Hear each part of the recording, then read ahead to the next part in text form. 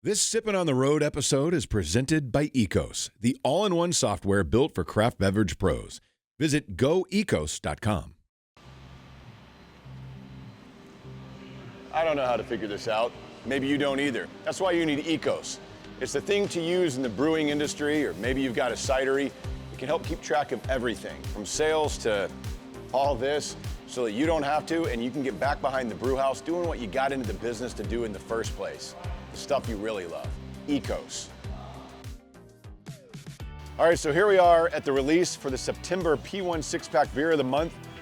In collaboration with me, Three Nations, and the ticket, it is the McClearin.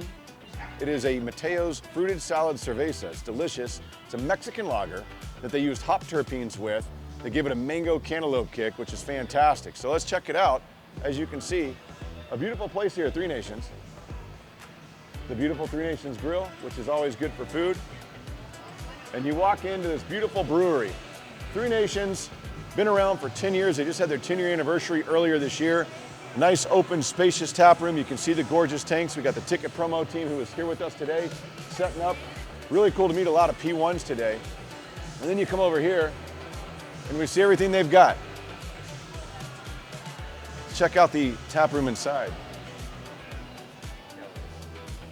It's Saturday, college football Saturday, but this is the air-conditioned tap room. Looks great. They got beer to go, plenty of TVs to do your watching. And one of the cool things that I love about Three Nations, you see their mug club over here. The real key is figuring out which mug is mine. I'm not drinking out of it right now, but I do have one, because why wouldn't I? But this is Three Nations Brewing. Downtown Carrollton at Beltline and 35, a great place. You should check it out, because I think you're gonna like it. Cheers.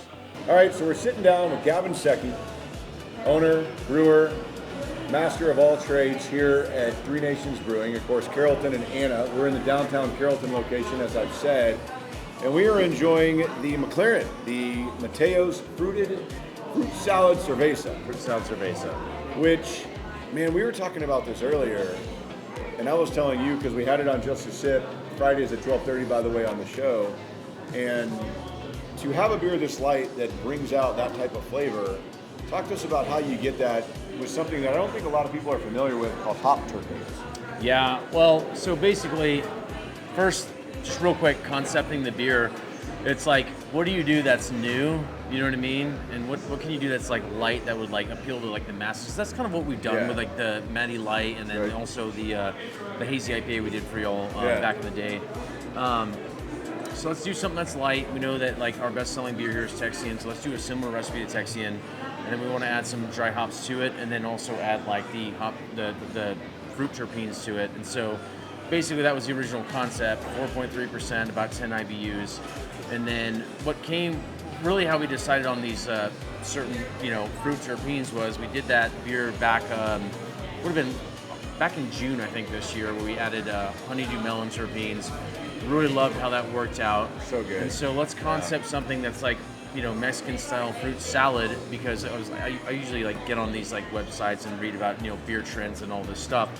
And so there was this one small brewery, I think it was in like North Dakota or something like that. They had this fruit salad cerveza that was on Beer Advocate or Untapped or something like that. I'm like, that's an interesting idea for a beer.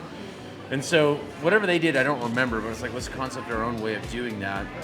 And so, with Texian being our best-selling Mexican style lager here, why don't we just kind of do a riff off of that, and then that's what we did. So we included the cantaloupe and also the mango terpenes, and then there's a little bit of lime essence you get from the dry hops that we used for that one.